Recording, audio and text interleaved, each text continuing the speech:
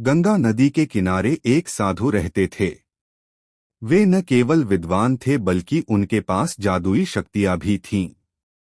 एक दिन वे ध्यान में मग्न थे, तभी बांस की चोंच से एक चूहिया छूटकर उनके हाथों में आ गिरी।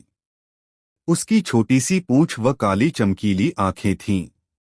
उन्हें वह बहुत अच्छी लगी, पर घर ले जाने से पहले उन्होंने जादुई मंत्रों के प्रयोग से उसे एक लड़की में बदल दिया। वे उस लड़की को घर ले जाकर पत्नी से बोले, तुम हमेशा से संतान चाहती थी न, तो लो आज से यही हमारी पुत्री है, इसे पूरी देखभाल व स्नेह से पालो। साधु की पत्नी भी अपनी पुत्री को देख प्रसन्न हो उठी। वह उसे राजकुमारी की तरह पालने लगी। साल बीतते गए, नन्ही लड़की एक सुंदर युवती बन गई। जब वह 18 वर्ष की हुई तो साधु व उसकी पत्नी उसके लिए वर तलाशने लगे।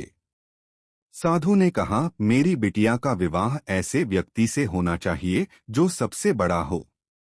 मेरे हिसाब से सूर्य ठीक रहेगा। पत्नी ने भी हामी भरी। उन्होंने जादुई मंत्रों के प्रयोग से सूर्य को नीचे बुला लिया। उन्होंने उसे अपनी पुत्री से विवाह करने को कहा, पर पुत्री ने पहले ही न कर दी। वह बोली, पिताजी, यह तो बहुत गर्म है। मैं उससे विवाह करूंगी जो इससे भी बेहतर हो। साधु निराश हो गए। उन्होंने सूर्य से कहा कि वे ही कोई वर सुझाएं। सूर्य ने कहा, बादलों के देवता से बड़ा कौन होगा, उनमें तो मेरी किरणों को भी रोकने की शक्ति है। साधु ने बादलों को नीचे बुलाया व अपनी पुत्री से विवाह करने को कहा, पर इस बार फिर पुत्री ने मना कर दिया। वह बोली, ये तो कितना बदसूरत है, मैं इससे विवाह नहीं कर सकती। साधु ने बादल देवता से कहा कि वही कोई अच्छा वर सुझा दें। वे बोले, पवन देवता ठीक रहेंगे, वे तो मुझे भी अपने फूंक से उड़ा देते हैं। साधु ने पवन देवता को बुलाकर अपनी पुत्री से विवाह करने को कहा। पुत्री ने फिर इनकार कर दिया। वह बोली, मैं इससे शादी नहीं करूंगी। ये तो कहीं टिकते नहीं, हमेशा यहाँ वहाँ भागते रहते हैं।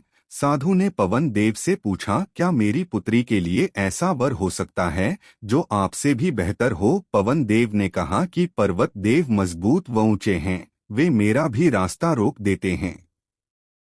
साधु ने पर्वत देवता से कहा कि वह उसकी पुत्री से विवाह कर लें।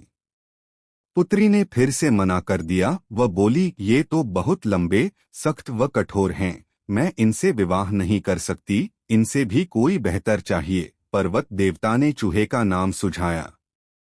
वे बोले, माना मैं काफी सख्त, मजबूत व ऊंचा हूं, पर चूहे मुझ में भी आसानी से बिल बना सकते हैं। साधु ने चूहे को बुलाया। उसे देखते ही उसकी पुत्री खुशी से उछल पड़ी। हाँ पिताजी, यही तो है वह मैं जिससे शादी करना चाहती थी। साधु ने सोचा, इसे ही किस्मत कहते हैं। यह एक चूहिया थी और एक चूहे से विवाह करना ही इसके भाग्य में लिखा है। उन्होंने जादुई मंत्रों के प्रभाव से पुत्री को फिर से चूहिया बना दिया। चूहा व चूहिया विवाह करके खुशी खुशी रहने लगे।